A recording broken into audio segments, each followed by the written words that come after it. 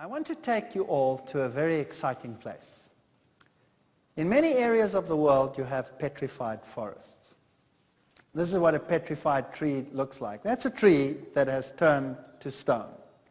Now, in some areas of the world, you have some amazing features. Like if you go to Yellowstone National Park, for example, if you go to Mount Hornaday over there, you will find one layer of petrified forests, one on top of the other. And these trees are standing there in the upright position. Now, science has always taught that these trees stand like that because they grew there in the past.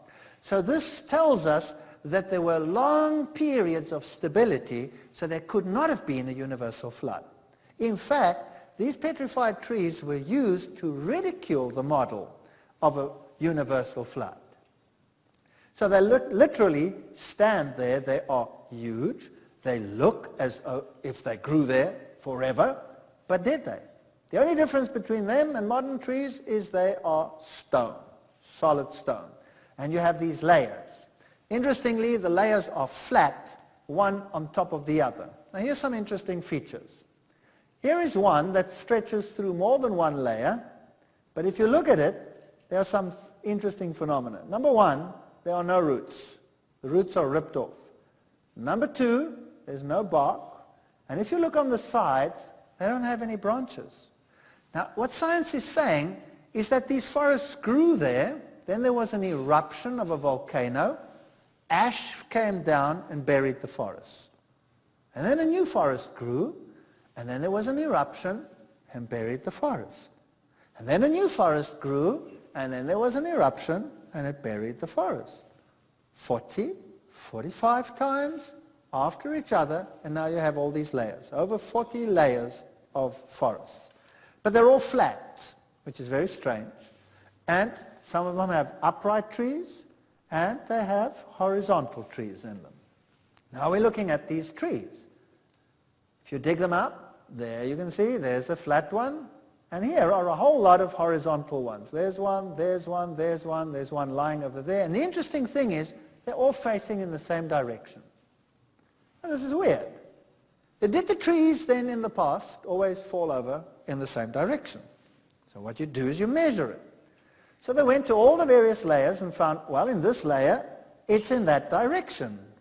And in the next one, in that direction, and that direction. So these layers of forests are orientated according to stream direction. If you take a modern forest, you don't pick up those patterns at all. So what happened? Something must have changed. Well, this is what it looks like today. Here are two layers which can be explained by science as constituting the forest floor. So when everything gets covered, at the bottom you have the forest floor. But this is very interesting because there are two forest floors just a hand's breadth apart. Are these two forests that were just a hand's breadth apart? That doesn't make much sense. Secondly, when you take this to the lab and you grind it down and you have a look, then you'll see that the material in it is water sorted. Ha! So did these forests form underwater? Because if you pick up a forest floor today, everything is jumbled up. A twig, a leaf, a twig, a leaf, a twig, a leaf, needles, pines, everything mixed up. But not here. Here it's water sorted. That's another interesting scenario. Here's a tree dug out. Notice that the roots are definitely ripped off. Now, if a forest grew and it got covered and the trees got buried upright, would the roots be ripped off, yes or no? No, doesn't make any sense. Notice the layering that we see over here. And here's another interesting thing. This is a turbidite flame. That's a mud flame. So this must have happened underwater. Now, a solution to this problem came when Mount St. Helens erupted. Here we still have a lot of volcanic material and geysers.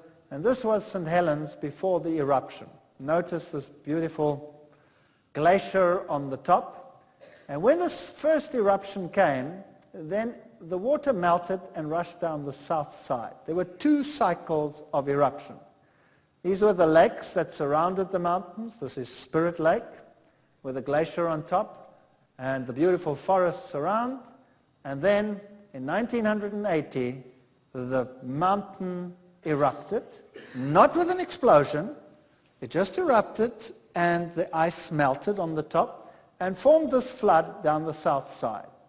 Notice how the trees started to be ripped out, and notice that these trees don't have any branches on them as they float in the water. Then it was a great catastrophe. Everything was covered in mud. Houses were buried, all kinds of things. A month later, there was the huge eruption, which I'll talk about in a moment. But on the south side, this is what we see. Trees ripped out, and here they are. What do you notice? They are orientated in the direction of stream flow, and they have no branches, and their roots are ripped off. Here are some giant ones that were ripped out like that. And here you can see dents in the trees, because as the trees roll in the water, the branches are ripped off, and as they bash up against each other, the bark is stripped, and so these trees are without bark. They don't have any roots, and they don't have any branches. And if you look at the layering, it looks exactly like in the petrified forests.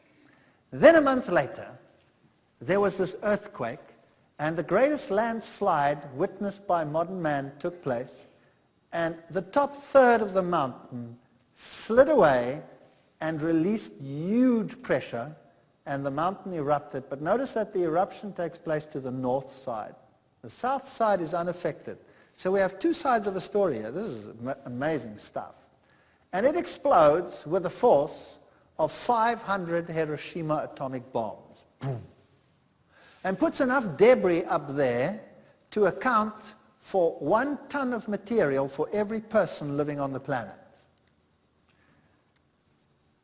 Cars are slung kilometers across the terrain. Huge trucks were transported kilometers across, and the forests were stripped bare and buried. This is what it looked like before the eruption, and that's what it looked like after the eruption. So this huge mass of material came and crashed into the lakes. Now you can imagine what that did to the water. What would that do if a huge amount of material just fell into a lake? Well, it would displace the lake. So there was huge tidal waves, just went, and they just rushed through the area, and they cut canyons, and they gathered the debris of wood and washed it back into the newly forming lakes as they formed. Here's a steam crater that formed. There's a human being standing over there as a scale. So hot material lands in the water, explodes, and forms that crater. Here's a canyon. This canyon formed in seconds when this water rushed through, and this material here was formed during this eruption. So all of this happened within a few minutes. And if they look at the layering, they would imagine that this must have taken millions of years of time, but it happened in a very short time period. Huge trees transported, ripped out, some of them sheared off by the blast as if cut by a blade, and transported many miles in these mud flows in the upright direction. Here's another one, transported upright in a flow direction. Huge quantities gathered in the lakes. This is Spirit Lake. Here are these things gathering, and then very soon, some of these trees started floating upright. Now, here's an interesting story. So they wanted to have a look. So down went the divers, and what did they find at the bottom? Huge quantities of bark. Thick, thick layers of bark. Did you know that some coal seams consist of nothing but bark? Inexplicable in a forest situation. Impossible to explain. Here it is. The bark settles down underneath, the logs float on the top. The brown coal that I showed you of the largest mine in the world consists of the logs, and some of the lower layers consist of nothing but bark. So here these trees float upright. Now what if there was another eruptive cycle and they were buried while they were floating upright and mud buried them from the side? How would they be buried? Upright. So they took a scanner and they measured how many trees there were in this lake, Spirit Lake, floating upright. And they found 19,000 trees. So if we go back to our petrified forests, you see all these layers of forests with upright and horizontal trees in them. And these could have formed rapidly. Now, one interesting thing that they did is they took samples from all across the column and sent it to the lab for analysis. And guess what they found? Each eruptive cycle today has a special chemical fingerprint. You see, as the magma forms under the volcano, it's new material. Well, when it blasts to the top, the chamber at the bottom is empty and has to fill up again, and the mountain is quiet until it has built up enough pressure for the next cycle. Now today they know that if those cycles are more than 3 months apart, then the chemistry is different. Well, here, the chemistry at the bottom and at the top is exactly the same.